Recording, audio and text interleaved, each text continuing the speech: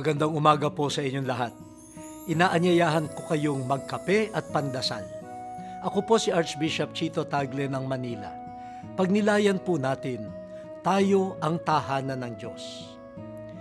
Isa sa pinapangarap ng bawat Pilipino ay ang magkaroon ng sariling bahay.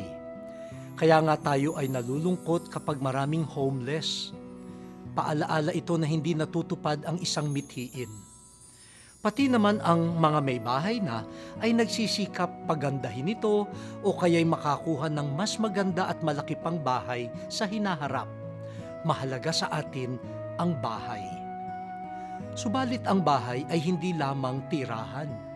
Sana ang bawat bahay ay maging tahanan, kung saan mabuting pagsasamahan ang nagpapaganda ng bahay.